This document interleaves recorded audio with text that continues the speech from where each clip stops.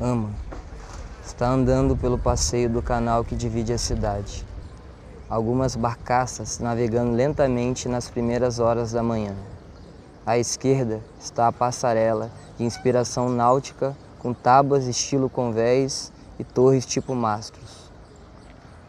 À direita está a curva do rio que se volta para o leste depois da ponte Waterloo, em direção ao dono de Catedral St. Paul. Ela sente o sol começar a se erguer. No ar, ainda uma brisa antes de a cidade ficar entupida de calor e fumaça. Uma violonista toca alguma coisa devidamente inspiradora mais adiante no passeio. A peça de Ama, a última amazona do reino de Daomé, estreia no Teatro Nacional essa noite.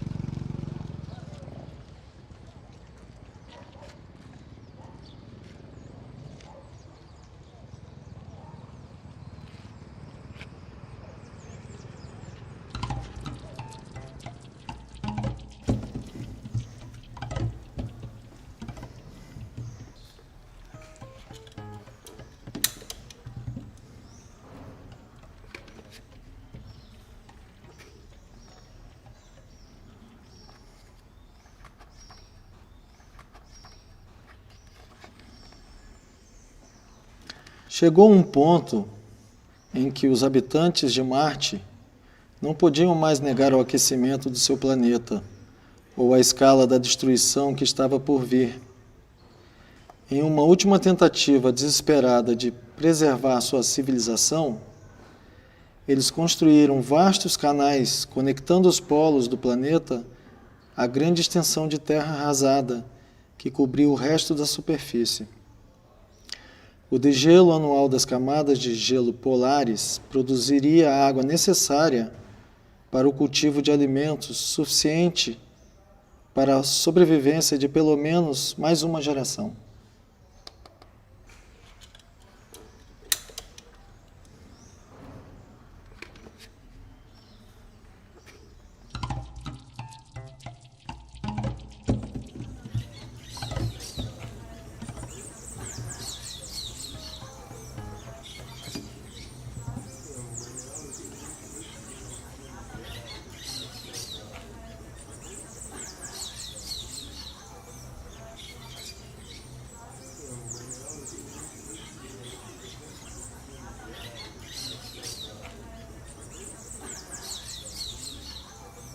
Educação indígena.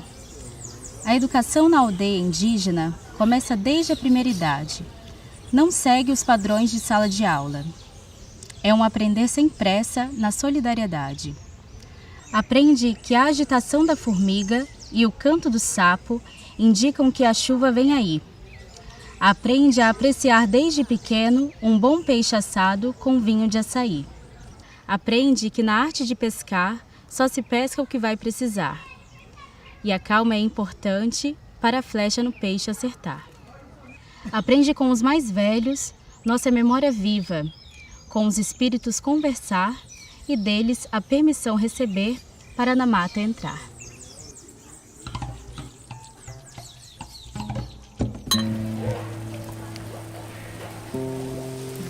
Eu não tinha porra nenhuma pra fazer lá. Quer dizer, por que será que moro com a minha ex-namorada, sua nova namorada e a ex-namorada dela? Como é que alguém pode se sentir bem assim? Eu poderia estar escrevendo essa história de uma cela de cadeia. Engraçado, né? Ted e Alice, antes da minha partida, disseram: nada é tão ruim que não possa piorar ele. Eu não sabia mais o que fazer. Peguei um voo sim, eu fiz isso. Pra Portland. E a Julie e a Cris me buscaram no aeroporto. Eu estava muito doidona no avião.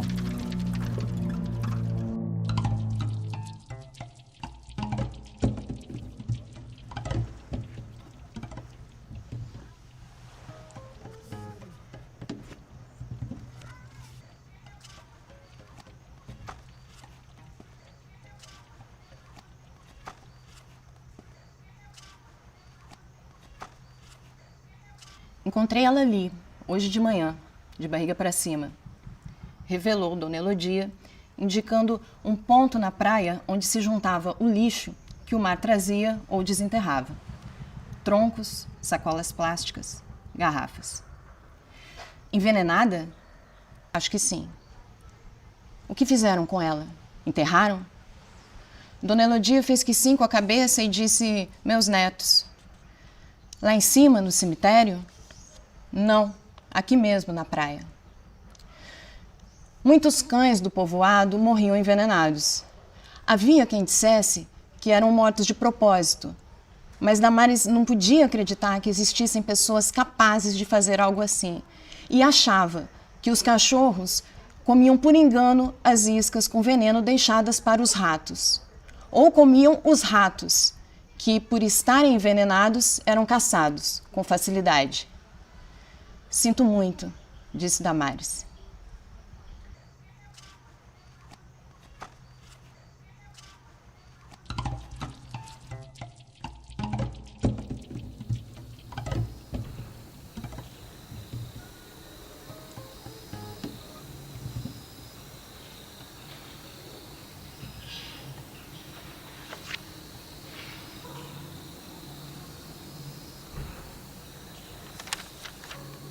O imenso moedor está triturando animais mortos recolhidos nas estradas.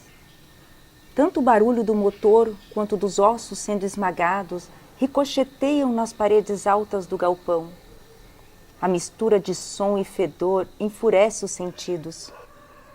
Edgar Wilson deixa o carrinho no lugar delimitado por um retângulo pintado no chão e sobe os degraus de uma escadinha de alumínio que dá acesso à caçamba do moedor, de onde é possível ver o lado de dentro. Consegue ver o que é? Grita um funcionário afastando o protetor auditivo.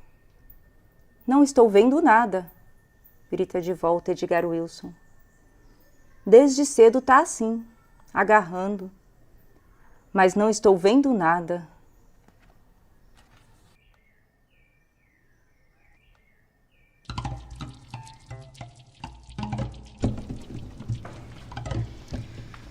Sobre o autoritarismo brasileiro. Lilia Moritz Schwartz. Demorei aqui, Escravidão e racismo.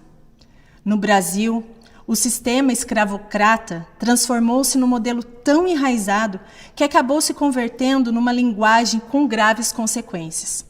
Graçou por aqui, do século XVI ao XIX, uma escandalosa injustiça amparada pela artimanha da legalidade. Como não havia nada em nossa legislação que vetasse ou regulasse tal sistema, ele se espraiou por todo o país, entrando firme nos costumes da terra.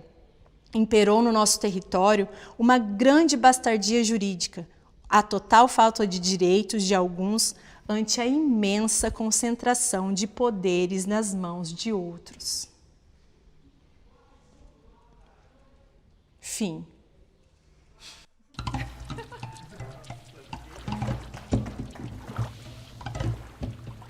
Se alguém for um espírito guardião, mandado pela primeira vez para habitar um hospedeiro que veio ao mundo em Umoniá, uma cidade na terra dos grandes pais, a primeira coisa a surpreender o espírito seria a imensidão da terra. Quando o espírito guardião desce, com o corpo reencarnado do novo hospedeiro em direção à terra, o que se revela ao olho é assombroso. Subitamente, como se alguma cortina primordial fosse aberta, estamos expostos a uma extensão de vegetação verde e luxuriante.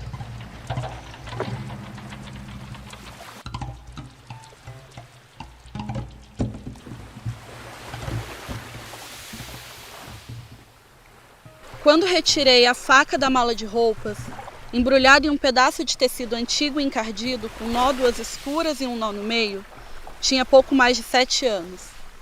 Minha irmã, Belonísia, que estava comigo, era mais nova há 1 ano.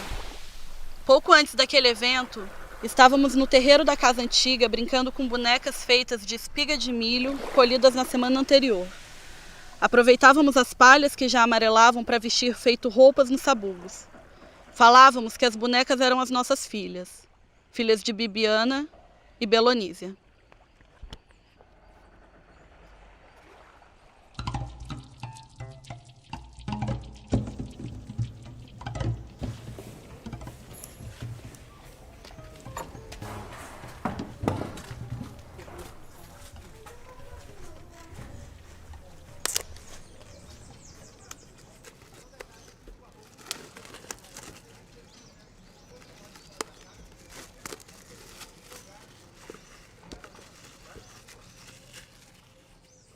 um apartamento em Urano.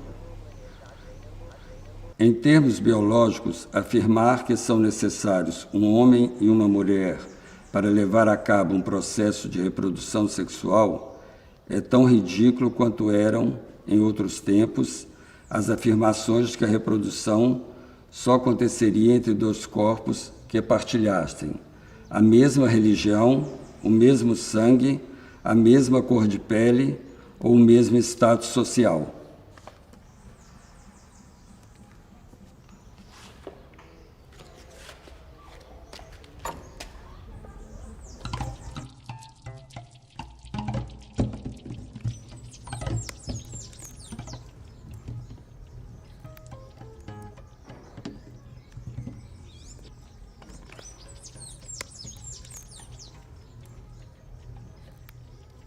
Da mesma maneira que, enquanto estamos presos, não cremos na vida livre, que não podemos esquecer.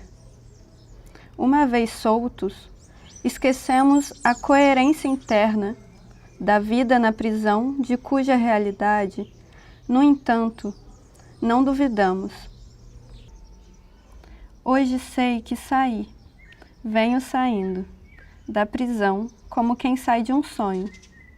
Ao passo que, enquanto preso, eu julgava que Santo Amaro, o solar da fossa e a TV Record é que tinham sido um sonho do qual não era possível sair.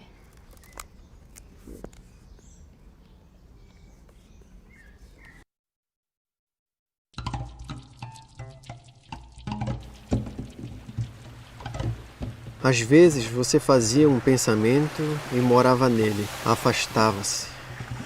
Construiu uma casa assim, longínqua, dentro de mim. Era esse o seu modo de lidar com as coisas.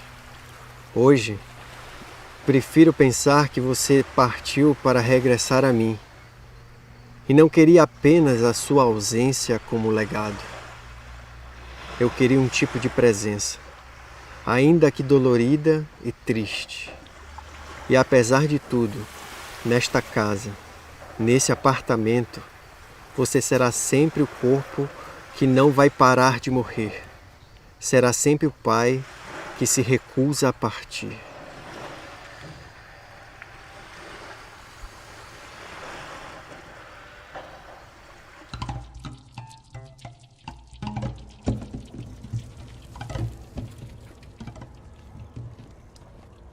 Quando o menino tinha 4 anos, ele perguntou ao pai por que as pessoas precisavam dormir. O pai respondeu: para que Deus conseguisse desfuder tudo que eles fuderam. Quando o menino tinha 12, ele perguntou à mãe por que o pai tinha ido embora de casa.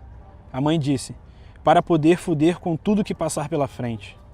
Quando o menino tinha 13, ele quis saber por que o pai tinha voltado para casa. A mãe respondeu: eu tenho 41, eu não estou afim de ficar procurando alguém para fuder.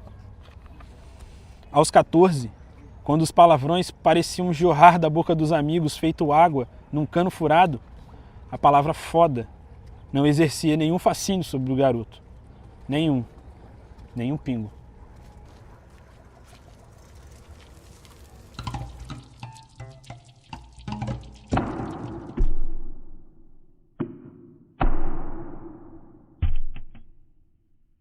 Firme, não suporto o chão de seus fundamentos.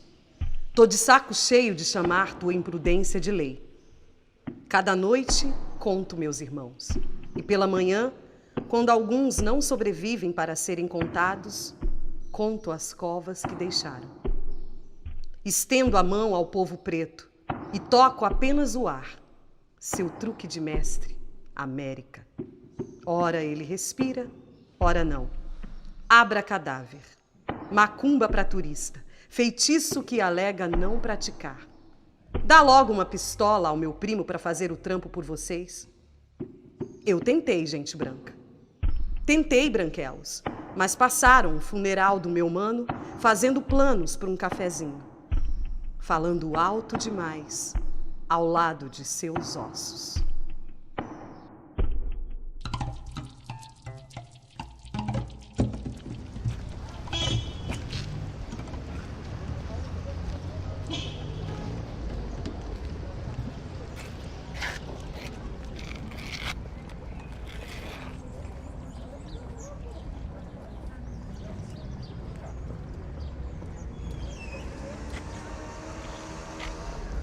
ama. Está andando pelo passeio do canal que divide a cidade. Algumas barcaças navegando lentamente nas primeiras horas da manhã.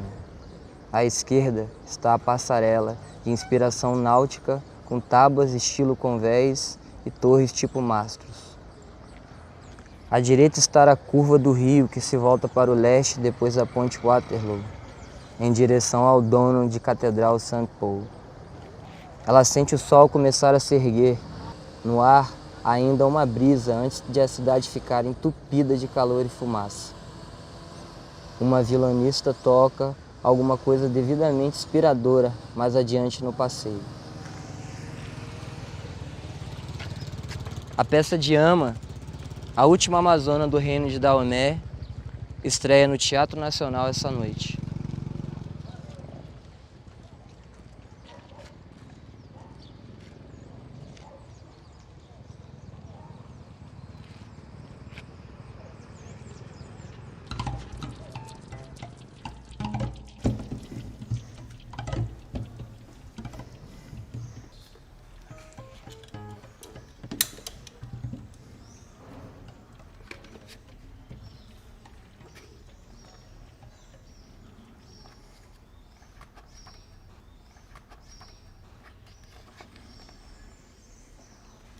Chegou um ponto em que os habitantes de Marte não podiam mais negar o aquecimento do seu planeta ou a escala da destruição que estava por vir. Em uma última tentativa desesperada de preservar sua civilização, eles construíram vastos canais conectando os polos do planeta à grande extensão de terra arrasada que cobriu o resto da superfície. O degelo anual das camadas de gelo polares produziria a água necessária para o cultivo de alimentos suficiente para a sobrevivência de pelo menos mais uma geração.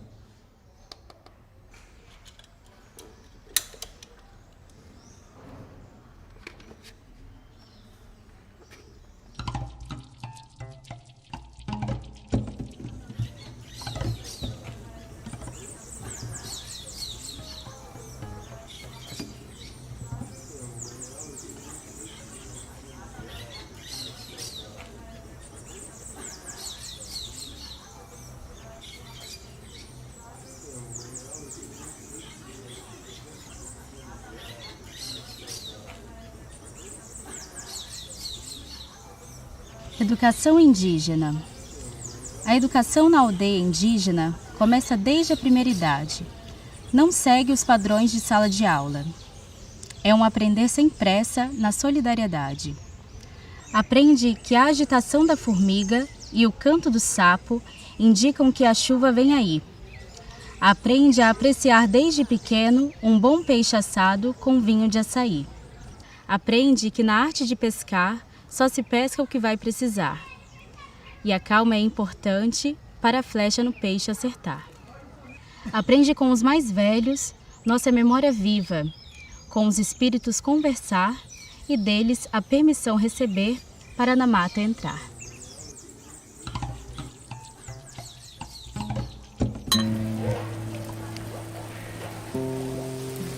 Eu não tinha porra nenhuma pra fazer lá. Quer dizer, por que será que moro com a minha ex-namorada, sua nova namorada e a ex-namorada dela? Como é que alguém pode se sentir bem assim? Eu poderia estar escrevendo essa história de uma cela de cadeia. Engraçado, né? Ted e Alice, antes da minha partida, disseram: nada é tão ruim que não possa piorar ele. Eu não sabia mais o que fazer. Peguei um voo sim, eu fiz isso. Pra Portland. E a Julie e a Cris me buscaram no aeroporto. Eu estava muito doidona no avião.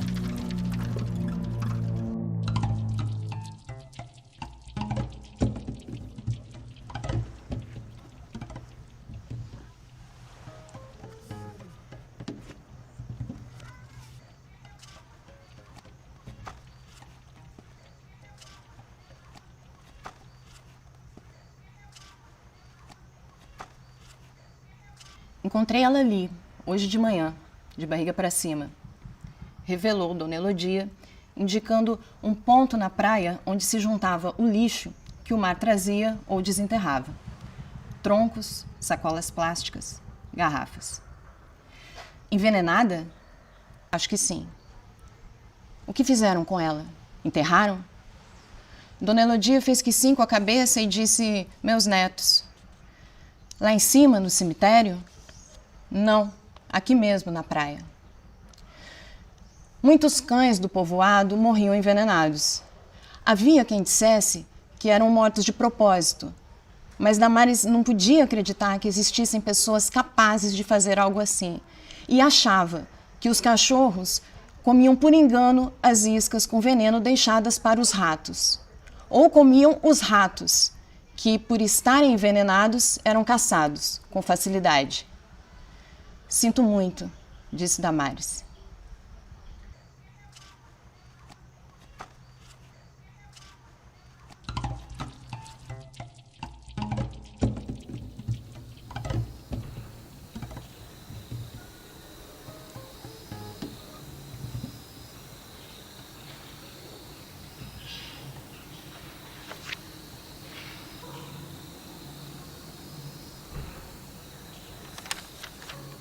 O imenso moedor está triturando animais mortos recolhidos nas estradas.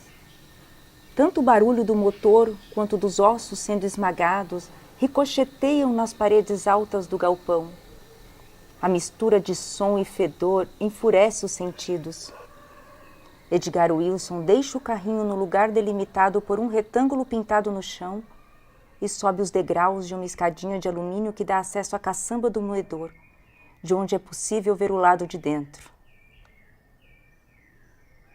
Consegue ver o que é? Grita um funcionário afastando o protetor auditivo. Não estou vendo nada, grita de volta Edgar Wilson. Desde cedo tá assim, agarrando. Mas não estou vendo nada.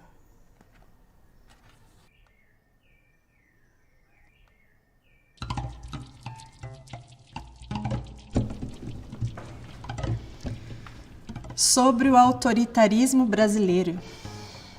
Lilia Moritz Schwartz. Demorei aqui, Escravidão e racismo. No Brasil, o sistema escravocrata transformou-se num modelo tão enraizado que acabou se convertendo numa linguagem com graves consequências. Graçou por aqui, do século XVI ao XIX, uma escandalosa injustiça amparada pela artimanha da legalidade. Como não havia nada em nossa legislação que vetasse ou regulasse tal sistema, ele se espraiou por todo o país, entrando firme nos costumes da terra. Imperou no nosso território uma grande bastardia jurídica, a total falta de direitos de alguns ante a imensa concentração de poderes nas mãos de outros. Fim.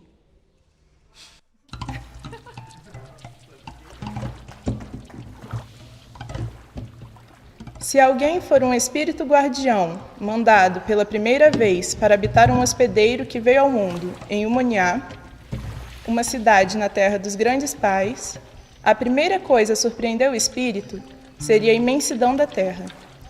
Quando o espírito guardião desce, com o corpo reencarnado do novo hospedeiro em direção à terra, o que se revela ao olho é assombroso.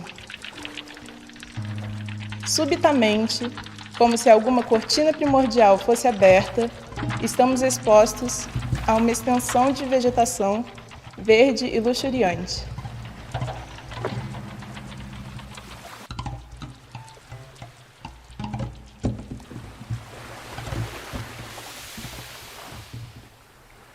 Quando retirei a faca da mala de roupas, embrulhada em um pedaço de tecido antigo e encardido, com nódoas escuras e um nó no meio, tinha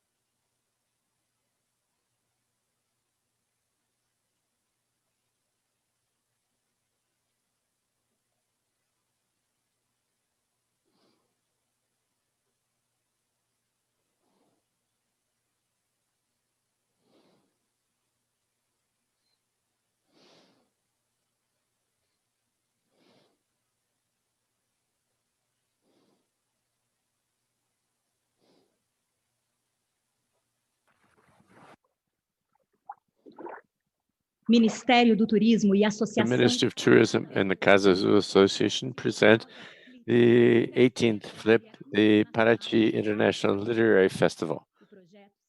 The project has received funding from the Federal Corporate Tax Incentive Law with official sponsorship by the Itaú Bank in support of the Paraty Municipal Government, Pinheiro Neto attorneys, and you all, organized by the Casa Azul Association, the Special Secretary of Agriculture, Ministry of Tourism of the Brazilian federal government.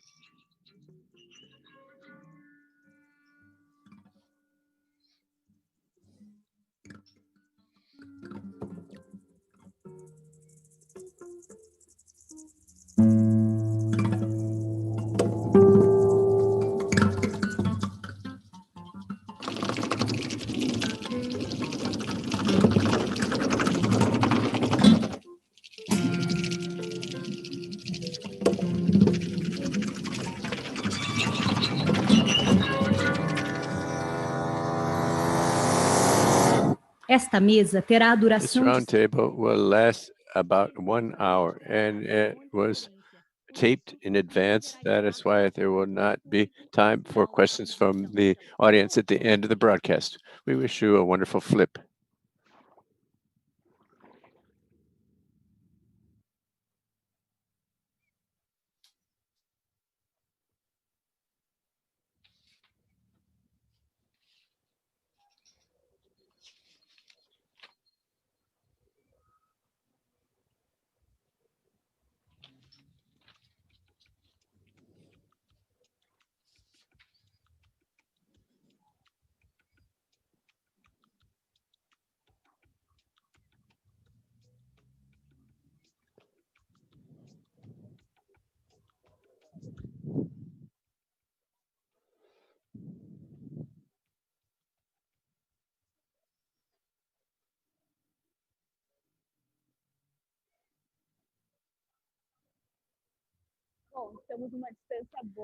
We are proper distance from each other so we can take our masks off. Hello, women. I want to welcome you to the Jéssica Kleber Roundtable in the 18th edition of FLIP, the Paraty International Literary Festival. A huge pleasure to share with you this evening. I'm Jéssica Moreira.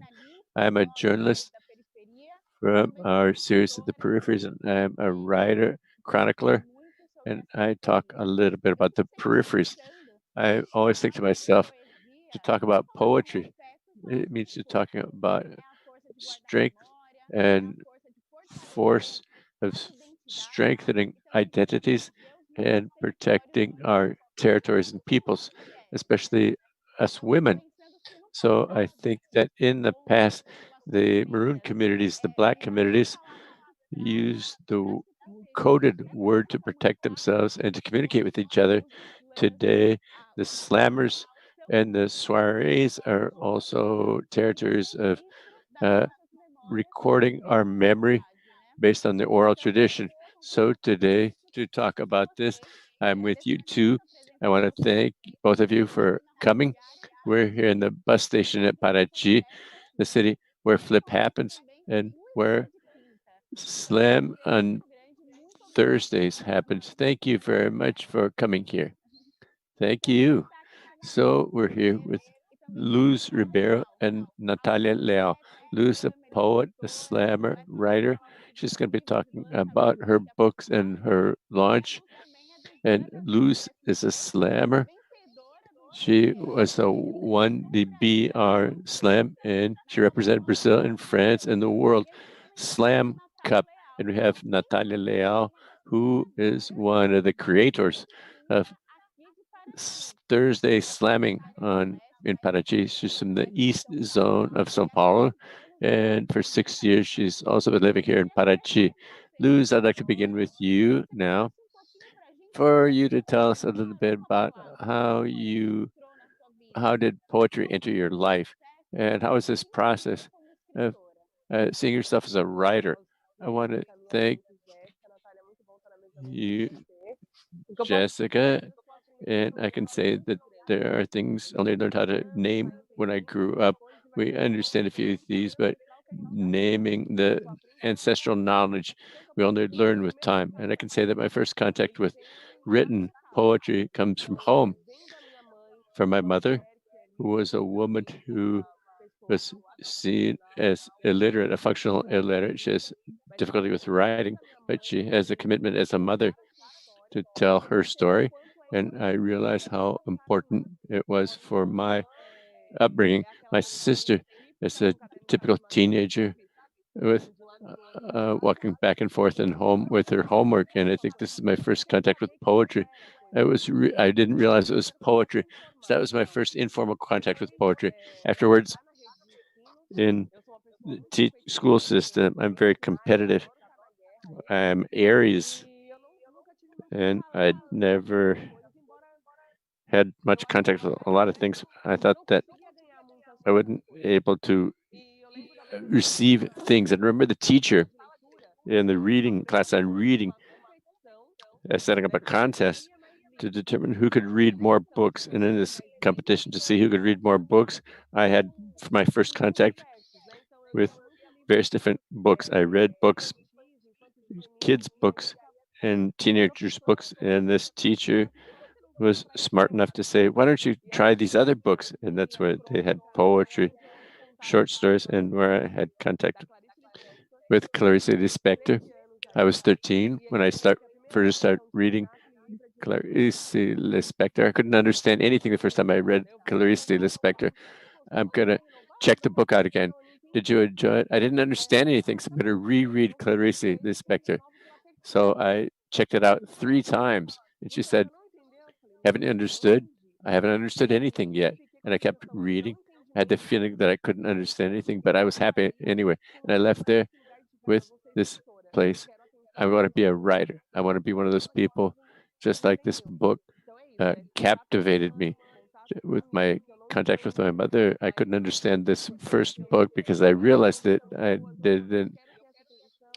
had this same kind of background, but it was only when I was 24 years old that I realized poetry as a possible approach for me when I discovered a Black peripheral, Jennifer Nascimento, a Black woman poet, talking about things that had to do with my own background and with accessible language. So when Jennifer Nascimento said, she said, slum, favela, I understand because I grew up until I was 24 years old. I learned to read and write at 6, almost 20 years, more than 20 years writing already. I first understood that that was the place. It's also for me. And after being in the flip soiree, I like to tell the story. It was a magic world on a Wednesday, warm and striking moment for me. I understood that that place was mine as well. And I was able to take poetry from this static place and in this living place, which is a bus station, a sidewalk, a bar. I believe that we're not limited to this background to come here and to see it, to speak as a poet. Having this background and with the word itself, you had almost 3 stages there. Until at 24 years of age, you realized that you were a writer, but actually you were already a writer in formation.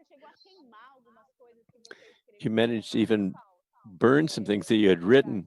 This place of having writing, which is not validated, not really validated, or not worthless. Nobody could understand. I'd already written. I had the joy of having a teacher in a school who realized that I wrote. So all of my writings were a therapeutic process. So I wrote and I burned them. Where is your writing? You've been writing for so long. It's turned into ashes because it was a way of socially was given to me to disagree with it. To know, as I said at the beginning, to know if you can, I know how to name some things. We know how to name things. But at that time, in the 1990s, everything that was part of the school system was bad. And now I know that a lot of the things that I experienced there have names, racial issues and class issues.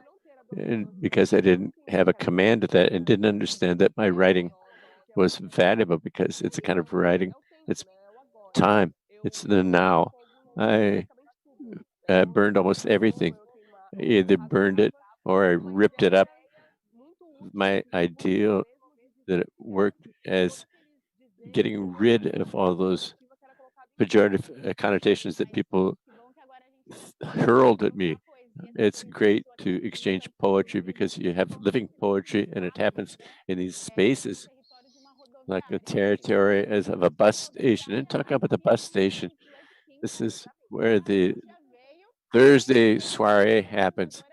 She was one of the founders, Nathalia Leal, who's here with us. Nathalia, even before you created the slam on Thursdays, how did you begin to write? Tell us a little bit about this story with words, written words. We have a similar story with what Luz said because I have a very effective memory. My mother and grandmother, my maternal family are macro J living in the slum. We're descendants of the macro J Indian nations. My mother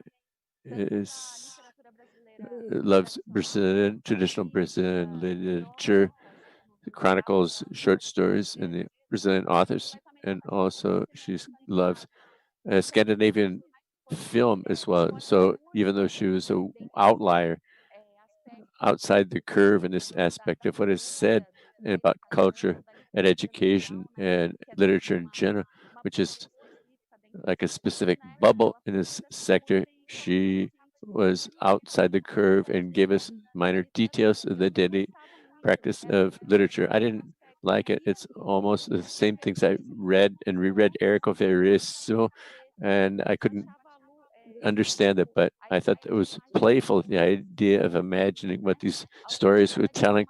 Orality is an original narrative. It has original belonging. So even though I didn't have access, that great access or understanding of classical literature, of a short story, orality has already been very alive in my family. That's why it's so difficult for us to have these archives and files in orality and storytelling as our way of speaking and keeping the spoken word alive.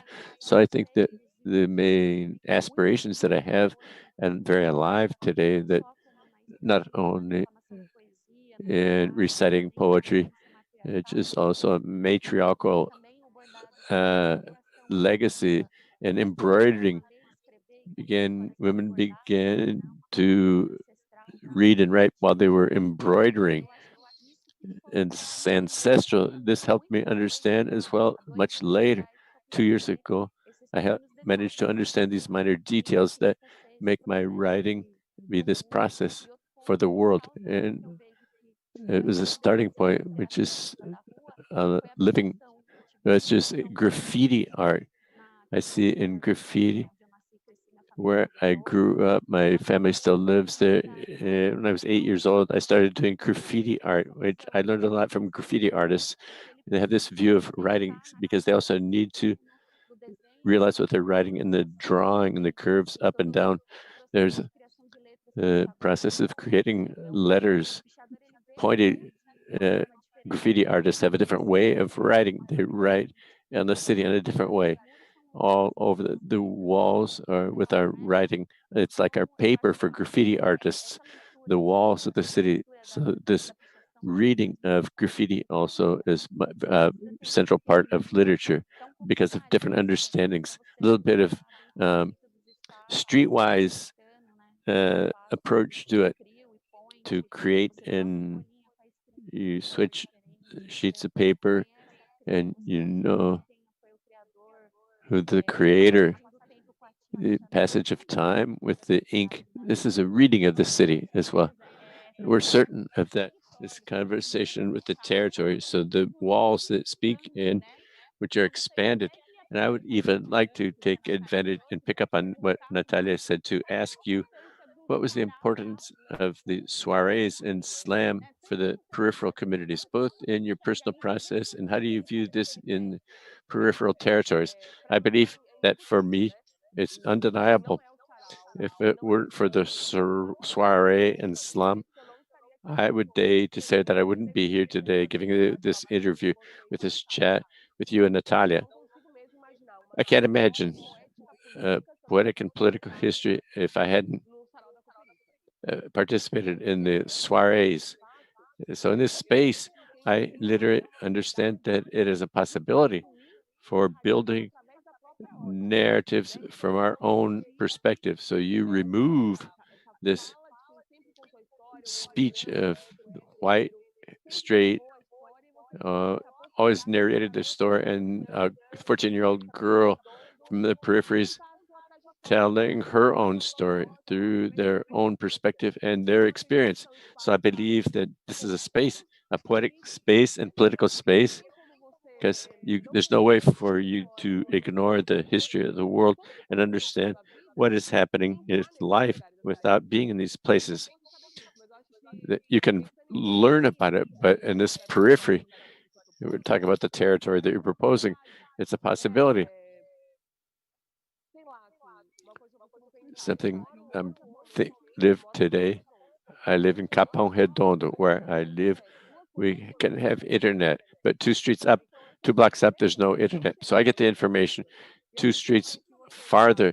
People don't get that information. And when you're part of these places, these political and poetic spaces, it's a possibility to know what's happening in the world.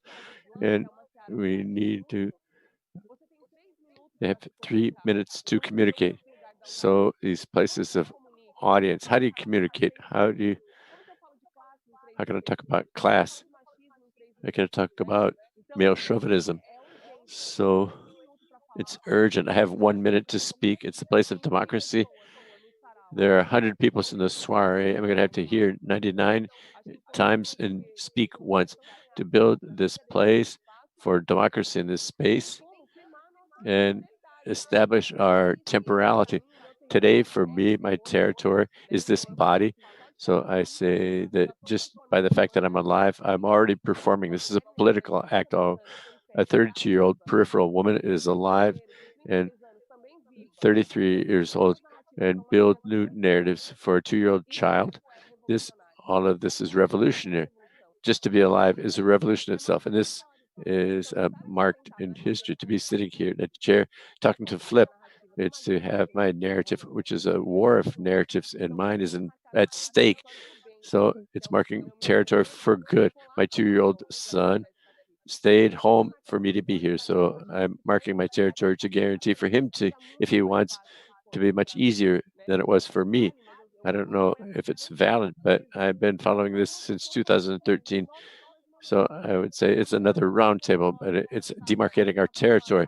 This speech, this truncated speech, this non-elitist poetics, but it is a prevailing and predominant captivating narrative. So I have a captivating narrative. So I believe that the fact that I'm here today is another demarcation of territory. And this body in this territory, which took Brazil abroad. You've even gone to France representing Brazil.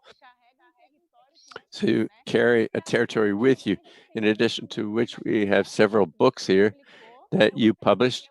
I would really like for you to talk a little bit about your books, and also there's a book which is almost hot off the press. So let's demarcate this territory, this peripheral territory, which can circulate all over the world. I believe that the peripheral communities are the center. The periphery is the center. The place of the periphery is effervescent. A lot of things happen in the periphery. It's a continuous process.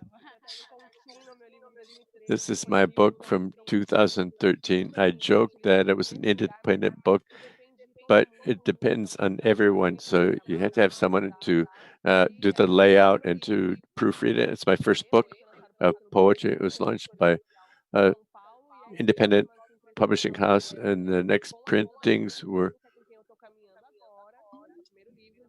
This is my first book. Can you read an excerpt just to give us some flavor of that book? I've actually memorized. I came late because I didn't know what to write. Since I'm realistic, I don't know your taste. You say that love is a disconnected circle. You like Lucrezia. Lucrezia likes, and he's an atheist. This mismatch with the past also may almost make me forget what I had to say. It's exactly in the instant that I love you and I loved you even more. I discovered one of the various watersheds of love that matter. It's to be close, to feel that I am able to belong to your world. It doesn't matter where my stance today or my position. I'm on the stage. Great. Wonderful. Thank you. And so we also have Santa. It's a double book. It's a double book because I had a lot of poems and little money to publish. And I think that this rat race, this rush, Santa, Espanca, these places like they don't have a lot of money. How do you make it possible? That's where I have the Quirino Publishing House. It's Jonatas Akin. He helped me and encouraged me to do a lot of things. It's from 2017, so the idea of the slam is having these books in the backstage. This is a time when I was in a lot of slam contests, and this spunk are poems in the here and now, but also there's there are puns all the time. It's a beautiful book. There's an introduction by Hélio Lery, Roberta Estrela Dalva, and Luisa Romão. I would also like for you to read if you want to, because we can feel the difference.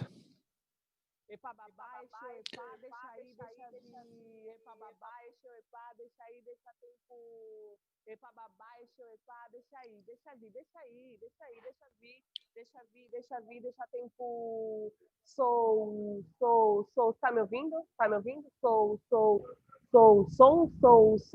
mulher de papel, me compõe celulose, celulite. Me derreto fácil, me arremesso frágil, me quiseram ágil, eu leito, tento. Sou mole de iguais peitos flácidos e seio farto, outrora plácido, hoje turbulentos. Minhas estrias são mapas que não me levam a lugar algum, são marcas de uma cansável aceitação de quem ousou caber nos incabíveis.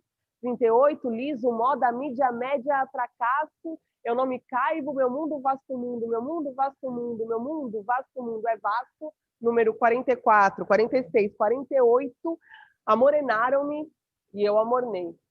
Queriam-me quente, mas estou ardida, instantaneamente, em 3 minutos, fico fria. Vê? Punho de aço, cabelo em richo, abraçar insiste, mas me mudo fácil, solidão persiste. Como mulher, o meu papel deveria ser o de servir a minha família, deveria ser o de servir o meu esposo, deveria ser o de gerir 5 filhos, o de parir os 5 filhos e ainda olhar os cachorros, deveria ser o de propiciar o gozo, mas eu devo e não nego. E se essa dívida é uma dúvida, na dúvida, eu deixo o pagamento em aberto, eu não ando nas linhas, eu extrapolo as margens, sou só um risco na folha e arrisco riscar poesia. Eu rio, ansiando amar, em mim só o riso é frouxo, talvez os braços também. Deixo todo mundo escapar, permanece o que convém. As pernas são fortes, é o chão que me escapa, com mania de voos, poemas dão asas, minha gramática é sintomática, não estou nos livros ainda, por isso escrevo história, o passar do calendário demarca a minha trajetória, sou mulher de papel, no papel e fora dele. Que meu pai Oxalá permita que eu seja também uma mulher de palavra. Meu pai Oxalá, deixa ir, deixa vir tempo passar, epa, babá, exeu, epa, axé. Muito bom, muito bom, muito bom. Muito Great. Thank you. Espanca,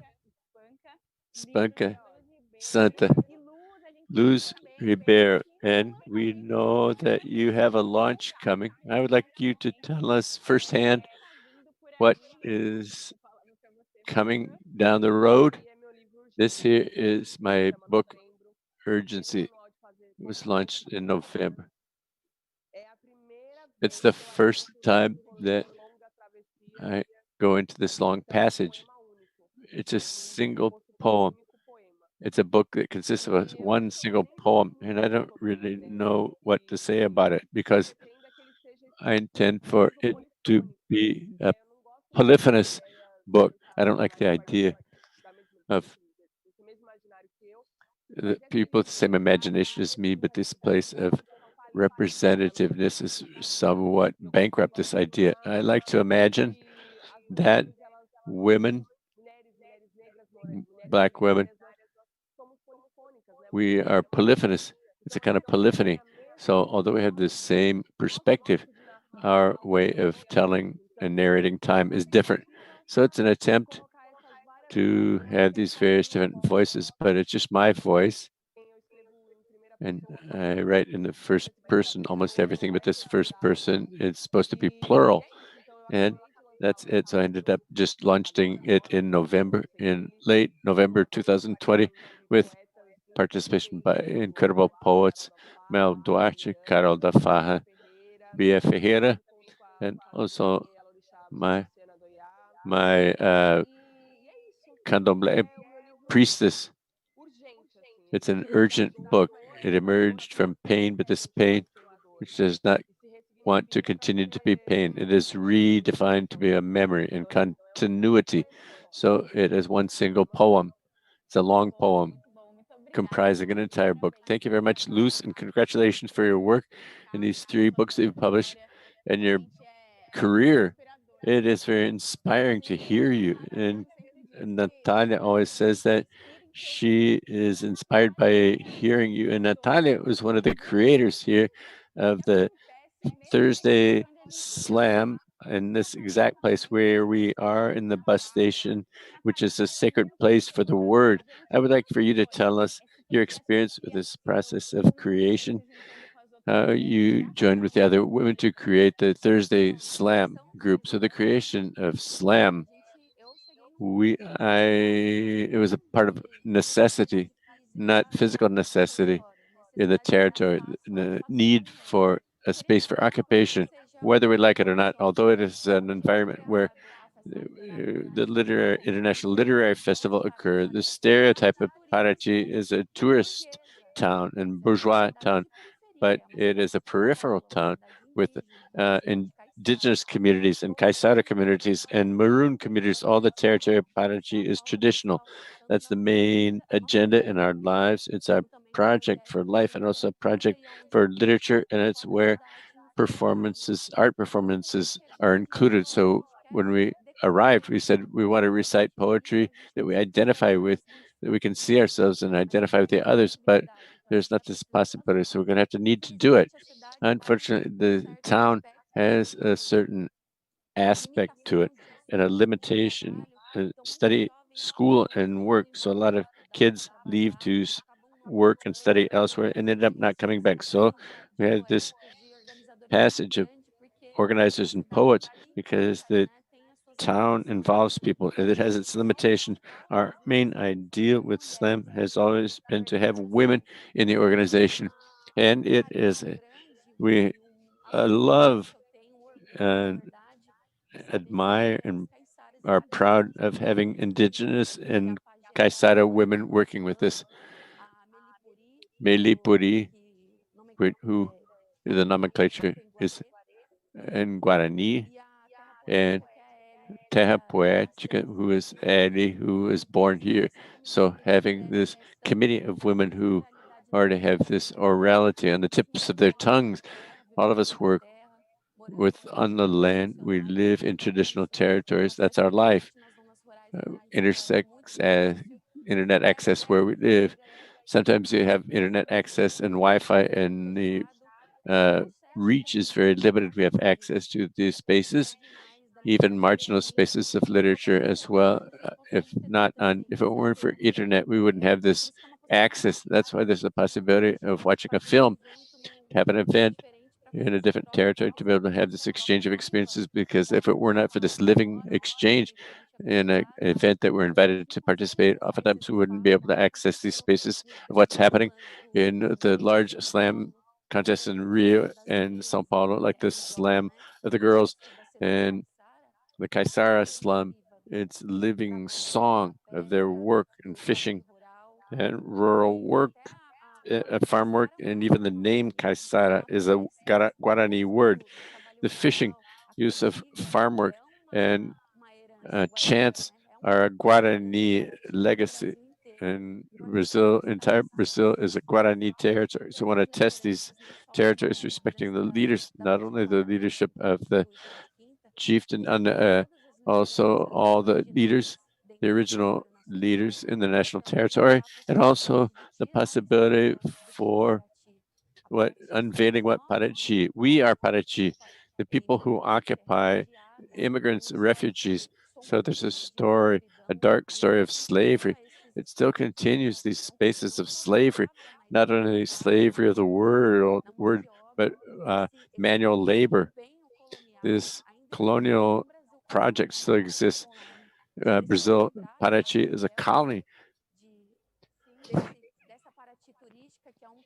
And the tourism is predatory tourism here. So the nature can't stand this tourism. People come here, bring and exploit, but they don't bring anything for nature. They're not attuned to the native forest. So we're occupying this space. Pescar onde a gente pesca, usar a canoa caiçara, tem nativo mostrando o caminho e colocando, endireitando. The native people showing the life cycle to us. The Thursday Slam is this commitment to this life project that we want for the young people in the future. This sharing the word, this sharing a somewhat different watershed, this aggregation of identity and territory. There's the tradition, and the traditional peoples and the traditional cultures are very strong and very present. I think it's interesting the way you make this linear between slam, and you also have literature coming from the embroidery. It's like a literature. Your literature comes from the streets, comes from oral tradition, and from graffiti and graphisms. So it's very powerful. The tradition combined with the poetry from the streets. There's this grace at the multiplicity of the word, conversation with our grandparents, the territory where we live. And I think that it's a fine line between understanding the space which needs to be spoken, but also the space of listening. We realize at least, especially actually in this pandemic, how it was said, especially at the beginning of the pandemic, but just the elders get infected or catch COVID-19. Only the elderly have a higher percentage of deaths, when at least in my understanding of an original family, our greater mother is the strength and the vital root of our house. We need the permission of the word from my grandmother and my mother. In all the texts, I need the permission of their passage in my works, because this cannot be thrown out. Not just leadership, but knowledge needs to be passed down. And when I air a word and have used some poetic license in an original story of the ancestral territory from Pernambuco of my family, my grandmother and my mother pull my ear and scold me. It's the approach, not only empathy and listening. We have this very much alive, this respect for the elders, and the elders who are the source of the living wisdom, especially the Caissara culture and the traditional culture of Paraty. People have internal books which we need to have not only our ears but our hearts open to listen. This perception, both mine and that of the organization of the Thursday Slam, to have these paths of reclaiming the ancestral affective memory of the coming children. This is a path there ahead of us, not behind us. The original word is not a word from the past, it's a word from now. How can we transmit this and convey it in a globalized language of such a different world? So I believe that using all the tools and respecting the traditions and respecting all of the symbolisms of each tradition in each territory, and involving all of this in a conversation. I believe that it also the embrace and the welcoming. People in the interviews often ask me if I felt a indifference since I'm from outside. It has a lot to do with where we come from, at least this the backlands, to listen, to lower our heads and bow our heads. So I've never felt this problem here because marginal poetry involves this recognition of the territory and the problems. The working women and the original peoples are totally aligned with marginal poetry. It's a living word of recognition of the history, of changing the colonial history, which they imposed on us and slammed it down our throats. I think poetry transforms not only the word, the traditional embroidering and graffiti as tools for storytelling and for appropriating identity of belonging. And it connects our ancestralities. Luz, when you talk about our ancestralities, our Black and Indigenous ancestralities, they're present here.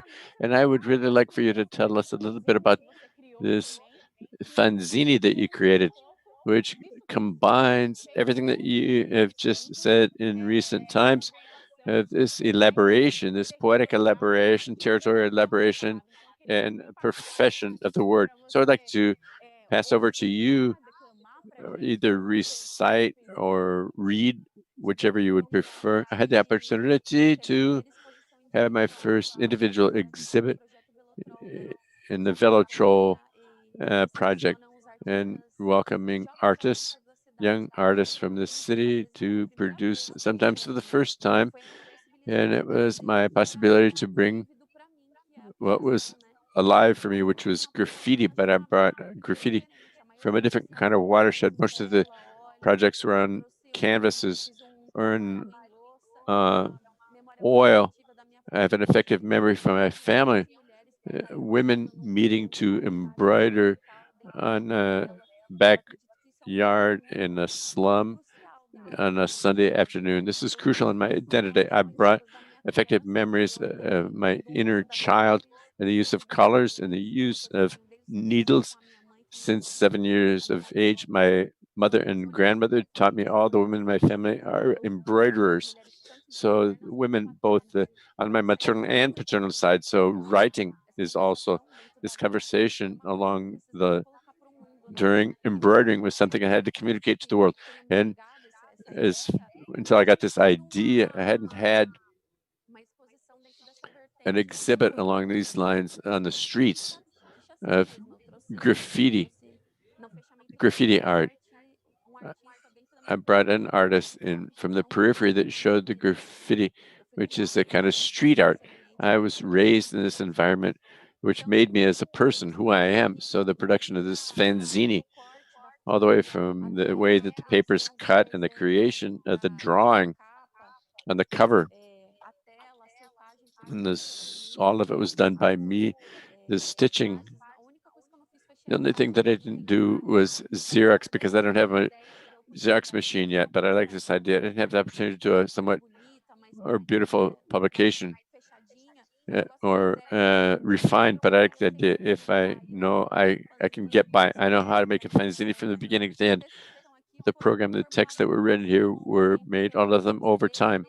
When I write, which is not hasn't been in a long time because I had since I identified, and just in the last 3 years, I've identified myself as a poet and see myself as a poet. I need to do graffiti art and embroider into this vehicle. I have to write everything, and I would like to read a passage which is the head for this exhibit to happen.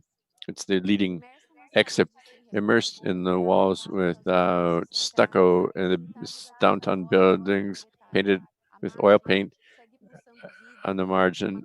Life pulsates in my daily crematory of the gray city, unwrapping supermarket bags in pots, cooked pots, and scoured in rough lettering in the human ladder.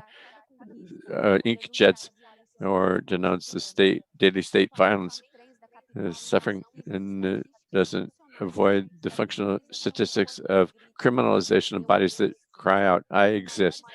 The greatest sport on the slums, and a fine line between recreation and protest. Each notebook has an open manuscript of belonging and revenge vis-a-vis the invisibility. If each story that we've walked up, they would shout out for sovereignty intentionally. Graffiti art is anarchistic with empirical autonomy, like the song, and more people beat me, the less I will obey. Thank you very much, Nathalia. Picking up on what Nathalia said, you commented at the beginning and used the word to skirt the racism from the school system. Yeah, it's been called bullying. It's actually racism. How do word help to denounce racism and bullying, but the plurality with the Black people? The word I use is my possibility of revenge. It might sound like revenge and inertia. What are words, given all the genocide that's underway? A lot that Nathalia has said, my ancestrality is its orality, which was through this oral tradition, through these codes which were passed down. I am able to do today a statute for survival. Okay, perhaps in some given place we are alone. I need to walk in a given way because that sometimes someone can code this. So these codes, they are there. And although by orality, I've learned this, I'm a person, as we say, in from a Christian cradles, as we say. So I've attended and frequented these places ever since I was 6. And how do I find this spirituality, which drinks from the well of African roots? Before I came here, I took a bath, I prayed, I thanked the spirits for having my narrative in play. For us to have this structure, this Eurocentric structure, which validates writing, our orality comes, and it comes truncated, like Lélia Gonçalves said. Lélia, they like the way we speak and everything. And we say Flamengo. Lélia Gonçalves says that, but are you going to laugh at my dialect? But codes of survival, you can say whatever you want. Every poem that I write, and I think that Nathalia as well, when I had this experience with motherhood, whenever I dedicate myself to writing a poem, it's not just a poem. It is a guarantee of a future. I'm coding. So when I report, say that on day X, month Y, year Z, this, that, and the other happened. This is a code for survival. Women were accused of being raped at this time. I'm saying that in code that this happened in my own time. We need to continue to narrate the time. I am able to have this guarantee of orality in writing because women like Angela Davis, Conceição Evaristo, not only in literature, but in Pérola Negra, all of these women, these Black women like Angela Davis have created this process. I didn't invent the gunpowder or the wheel, the spoken word. Spoken word was Malcolm X, Martin Luther King. That was already the spoken word. Angela Davis on stage, that's spoken word already.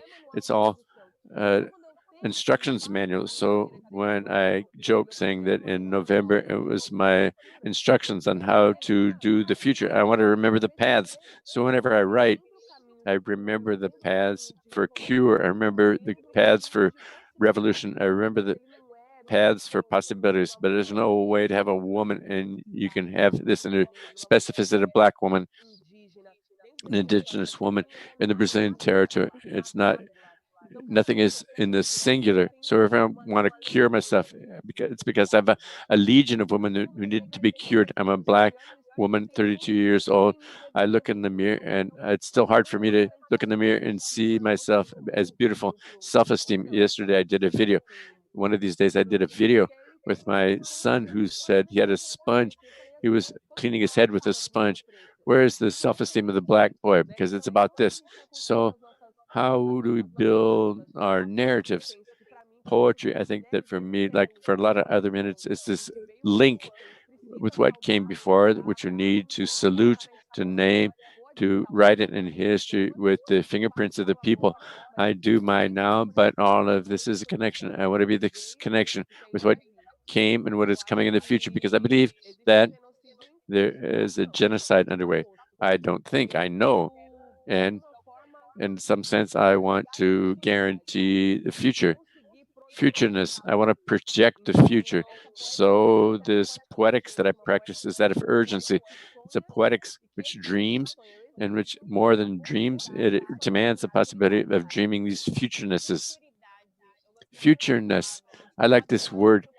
We talked about Afrofuturism and the Black movements and so forth to guarantee our survival. I think this is incredible the way this has appeared also in slams, in the soirees, as we said, in the poetry readings. As we said at the beginning of our conversation, I want to ask Nathalia if you also felt this. Nathalia, we know that unfortunately there was an ethnocide also against the indigenous population. It's still underway, and that now during a pandemic, we saw this even more, both the Black populations and the indigenous populations. So how do you, like Luz, how do you view the power of poetry as a profession, which is a word that you use? Is so beautiful, both a combination of territories. How does this work with you? My family is a nomadic territory of my family in the Cariri.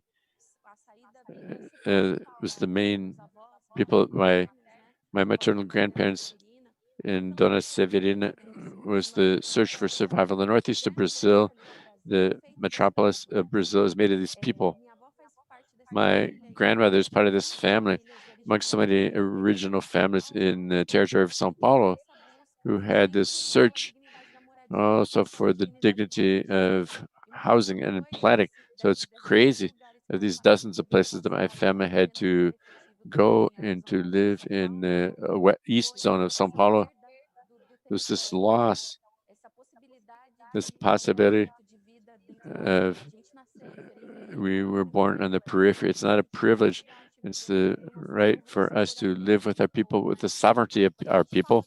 When we talk about land grabbing in Brazil, I'm talking about what is happening exactly now in the original territory, in the Yanomami territory, the original territory at the Maracanã in Angra dos Reis. It's not something that's only in the north and northeast of Brazil. It's something that's happening here, 7 kilometers from here, in the historic center from the bus station in Paraty. And we are in this actual struggle for the territory because they're trying to steal the Dona Lojas. She's a Caiçara woman who lived until about 100 years. I may be almost 100 years with 7 children. She lived in a cave, planted manioc in Cambuci, a woman who planted corn, and she traveled by canoe walking. She had 7 children in the cave. She lived most of her life in a cave. She was a Caiçara woman. If she had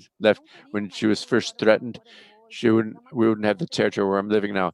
It happened in the 1970s. It was a family that was thrown out of its traditional land. Unfortunately, in the family they have no more. They can't live in their original territory. But my uncle Arlindo, who interpreted dreams in our family with our relatives, he died last year. It's not something that's long in the remote past. It's still alive.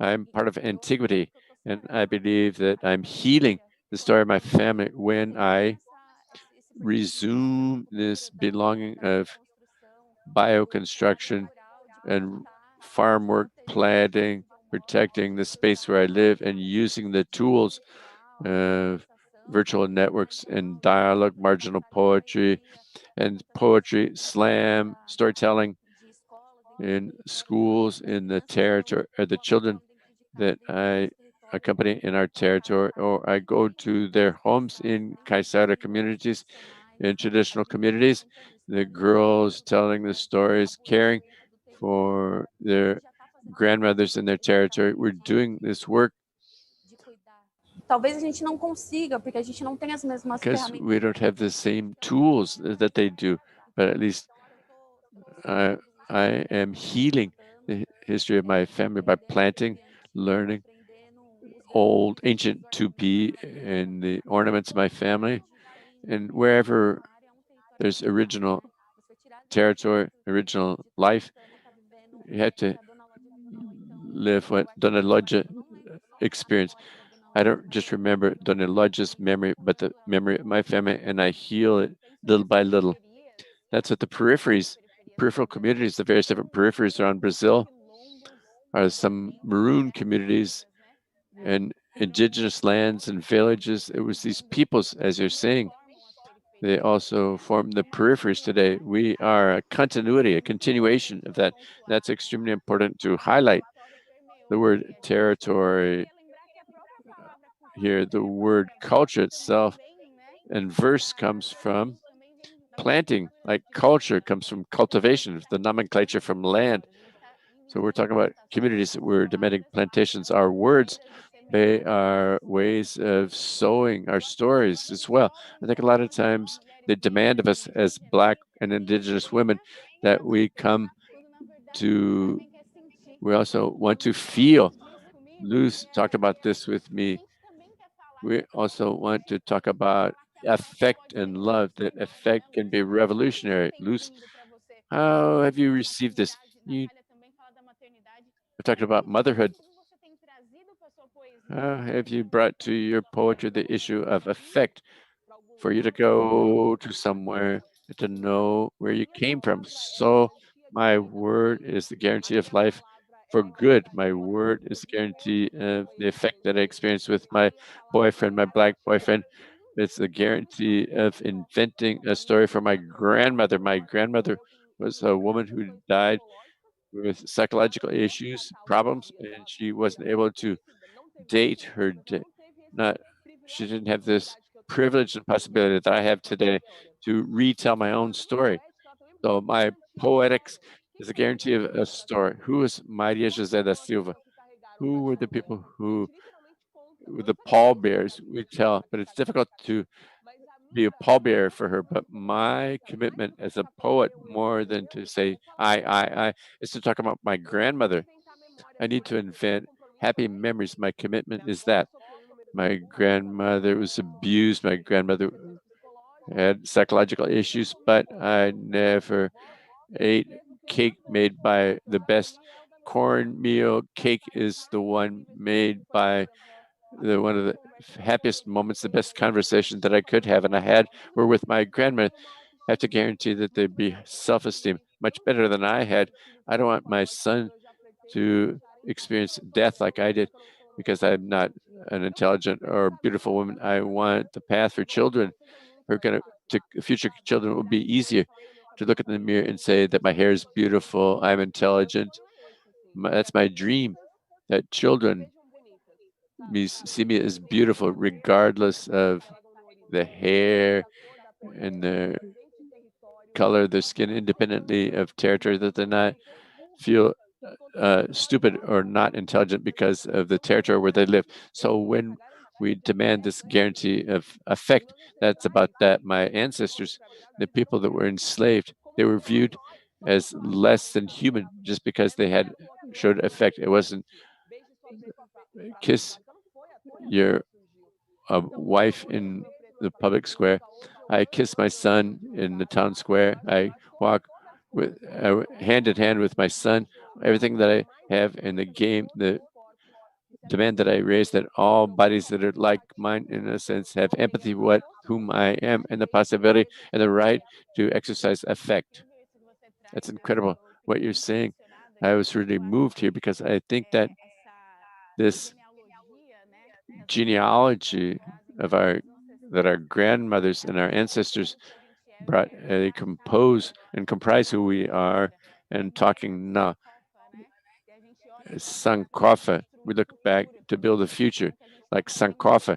So what we're doing here is to situate ourselves in a present that looks to the future and the past, that builds that redefines memories, because unlike these festivals, these official dates in the written word or in the spoken word, we can rebuild memories and to rebuild and to make our own holidays, our own celebrations. So this really touches me, Luz, what you're stating here. And I'm touched also by the power to be able to talk about affect, this roundtable to talk about affect as well. We take advantage of this moment to talk about affect.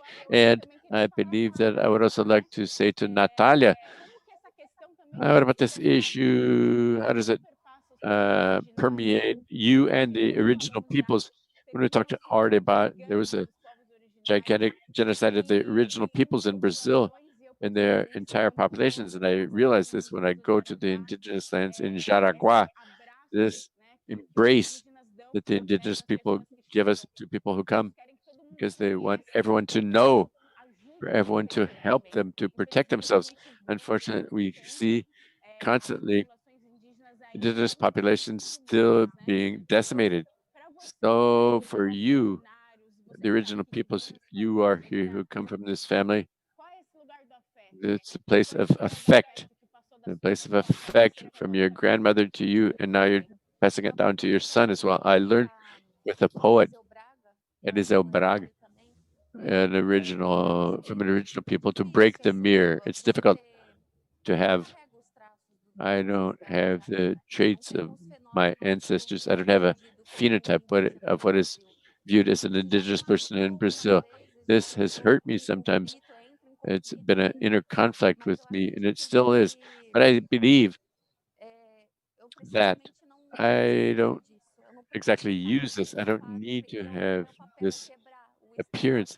I want to break stereotypes, because we're more than 300 indigenous people. There are more than 300 in ethnic groups. Paraty is a multi-ethnic group. They say that here there are 3 different villages, but just of the people, the poets and artists, I know more than 10 different ethnic groups in this territory here, and continue to add more people and joining this space of passage of people's different worlds, just like the African content, which is multiple.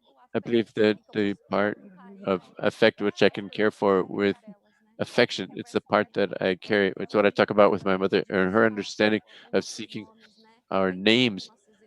They burned our identities. My grandfather, he himself put his name on his birth certificate. This opportunity to know our original names in the multi-ethnic territory where my family lived was stolen from me. What can I do to heal them? I've already had, I believe, people say that not, but I've already had a more direct discourse. I know that I still confront people. I put my foot down. I try to use the tools to confront oppression, fascism, oppression against peoples. But I believe that to be able to heal, that I had to tone down. We don't want to be resistant. We are resistant because we have to be. We don't bend, so we don't break.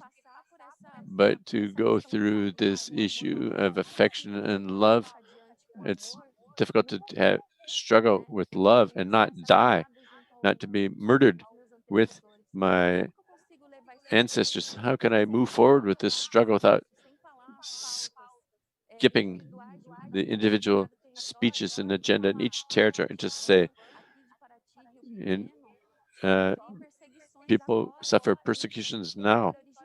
It's a indigenous territory. The people that came first and the people that came later, they're the Kaisara fighting with the indigenous people. But we know where the chain breaks in the weakest links. We know the system of vulnerability with rifles to hunt their children. We know that we're in a territory. They think it's cute. This little Indian child playing their rattles and singing their songs. They can't be in the territory, the space of the indigenous village for the city. It's a huge territory. These families have to pay for their food, they pay for their transportation. They have no help. There's no specific help for these people that have created this space where we are. There was nothing that came easily. There was no support or the proper respect in these spaces, and they still suffer threats, xenophobia, and racism on a daily basis. What is the main primordial tool and a primordial place that Slam on Thursdays can use to say that this is happening? I believe that it involves the affection and love and reciting poetry, but the responsibility that we have, our social responsibility to say what is happening, because it's a different kind of territory. We're in a kind of territory, a traditional territory, which experienced 5 different factions. And as far as I know, the bus station Paraty is not a place that just came out of the clear blue sky. A lot of people circulate here, all the populations circulate here, but it's the only neutral place in Paraty without factions. We had this understanding. We didn't fall out of the clear blue sky and grasp a kind of discourse and invent it, because we don't have an invented orality. So this is part of our understanding. We understand what we're talking about. We have a basis. We have a search and studies and listen, especially listening of any way possible, all the possible peoples. What is the demand? It's not just what you can do, but what we can do to give you some support, the necessary support for this thing to be happening. I believe that at least the role of Slam on Thursday, it may be not be that effective. It's this will, this determination, and prizing this possibility for the word and change, and within our possibilities of listening, affection, and love and caring in general.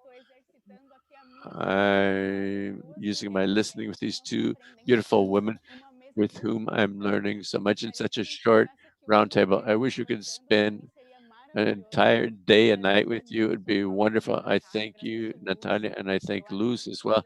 I think that we held here an intersection of these stories, and I believe that it was an exchange of learning and lessons, and for people who attended as well. It is truly what you are attending is what we feel here, sacred territories where we are with Natalia. And wouldn't you like to announce your work, your Instagram contacts or Facebook or whatever? Both on Facebook and Instagram. My name is Luz Ribeiro Poesia, a lot of poetry to discuss. The books, if you want them, www.luzribeiro.com.br. You can purchase all these books.